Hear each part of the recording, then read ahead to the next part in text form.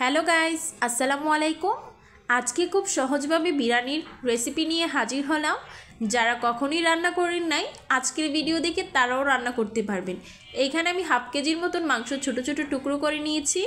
তারপর দিয়ে দিচ্ছি লেবুর রস, লবণ, ধনিয়ার গুঁড়ি, মরিচের গুঁড়ি, জিরার গুঁড়ি, রসুন বাটা, আদা বাটা, বাদাম বাটা, সবগুলা কিন্তু বাটা মশলাই দিয়েছি। তারপর এলাচি, দারচিনি, পেঁয়াজ কুচি, কাঁচামরিচ,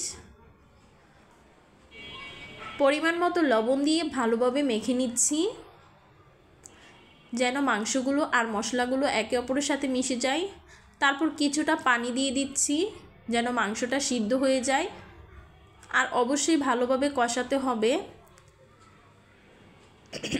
এই পাশে আমি চিনির গুঁড়ার চালটা নিয়েছি 1 কেজির মতো। চিনির গুঁড়ার চালটা কিন্তু দেখতে মাশাআল্লাহ খুব সুন্দর। এখন ভালোভাবে ধুয়ে নিচ্ছি। আর এই পাশে আমার মাংসটা মোটামুটি কষে গিয়েছে।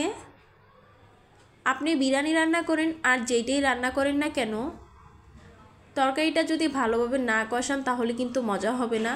তারপর দিয়ে দিলাম ছোট ছোট করে আলুর টুকরো। এখন আমি দিয়ে দিচ্ছি বিরিয়ানির মশলার প্যাকেট। ফুল 1 প্যাকেটই দিচ্ছি, কারণ 1 প্যাকেট দিয়ে 1 কেজির মতন রান্না করা যায়। এখন আরও কিছুটা পানি দিয়ে দিব যেন কষে আরও ভালো করে কিছুক্ষণ। এখন আমি ঢাকনা দিয়ে কিছুক্ষণের জন্য ঢেকে দিব। এই যে দেখুন, মাংসর কালারটা কিন্তু একদমই অন্যরকম হয়ে গিয়েছে। আর দিয়ে দিচ্ছি ধুয়ে রাখা পোলার চালগুলো। এখন আমি গ্যাসের আঁচটা একদম লো হিটে দিয়ে দিব যেন আস্তে আস্তে চালটা ভাজা ভাজা হয়। চালটা যদি কিছুটা ভাজা ভাজা হয় তাহলে কিন্তু নিচ দিয়ে আর লেগে যাবে না। আর যদি ভাজা ভাজা না হয় তাহলে কিন্তু নিচে দিয়ে লেগে যাওয়ার সম্ভাবনা থাকে বেশি। তারপর দিয়ে দিলাম ফুটন্ত গরম পানি পরিমাণ মতো।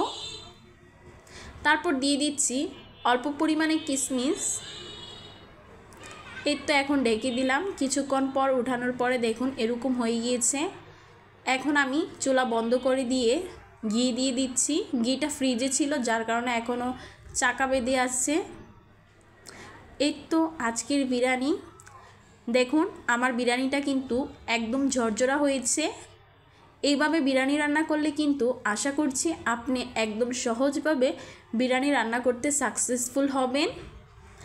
আমার আজকের ভিডিওটি যদি আপনাদের কাছে ভালো লাগে অবশ্যই আমার চ্যানেলটিকে সাবস্ক্রাইব করবেন, লাইক কমেন্ট শেয়ার করবেন।